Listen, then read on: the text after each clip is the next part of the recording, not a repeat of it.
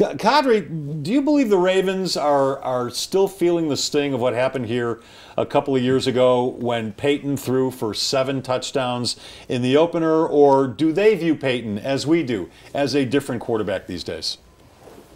Every year has its own challenges, and while, yeah, he did put on a clinic, he and Wes Welker, I think, the way the season kind of started off with Orioles here having a home game and the Ravens having to shift around the opening game. It just was an odd kind of a year, and, people want to say Super Bowl hangover or whatever, but, I think for the Ravens this year, this team, there's so many new faces.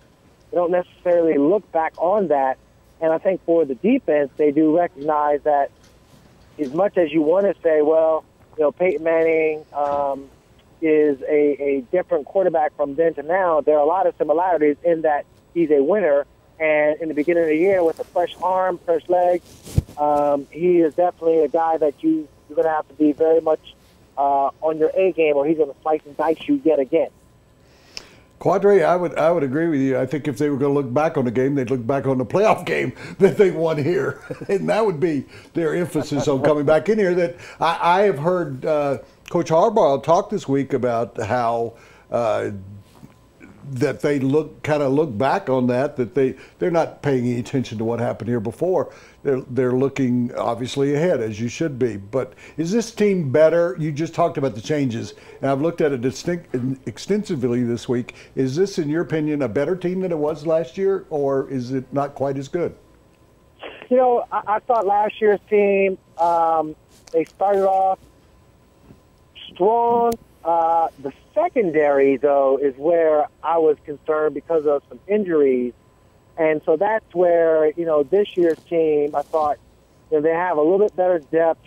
We're hoping that Kyle Arrington can be this year's Corey Graham, who I'm sure Peyton Manning has nightmares thinking about him because of all the way he, was in the right place at the right time, picking off Peyton Manning's passes in the Mile High Miracle, and the Ravens, yes, did defeat the Broncos. But I think for Jimmy Smith and for Lardarius Webb, it's going to be a challenge.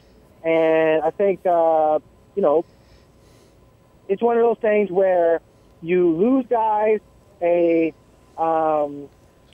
Nada, he leaves. He's up in Detroit. Well, now Timmy Jernigan, Brandon Williams, those are 2 guys that are going to have to replace him. How are they going to do? They look good on paper. That's all well and good. How are they going to play when the lights are bright? We know some known factors of a Courtney Upshaw, a Terrell Suggs, and Elvis Dumerville. Thank you guys for the fax machine. But that being said, outside of that, the unknowns are, some concerns with the secondary and their injuries. Don't come in here and be talking about no Mile High Miracle. That was a Mile High mess. So you could call it that in Baltimore, but here we refer to it as the worst thing to happen since a general took his troops into Indian territory a long time ago. So it was a classic game. It was an amazing game.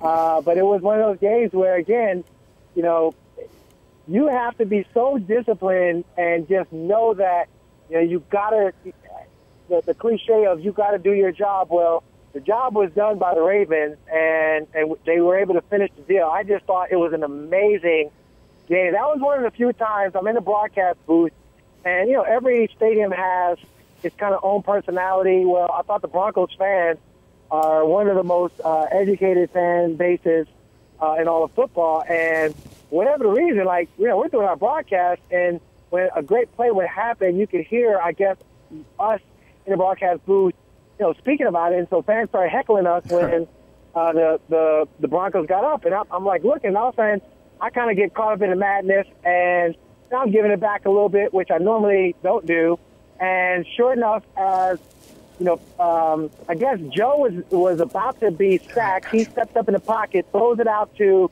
Jacoby, and I just lose my mind. It was amazing. It was awesome. And yes, doggone it, It is the Maha miracle. Love it, live it. We should print it up and make T-shirts and pass them out to everybody in Denver. Qadry Ismael is our guest, and whenever we have a guest on the show, it's brought to you by Papa John's. Better ingredients, better pizza, Papa John's.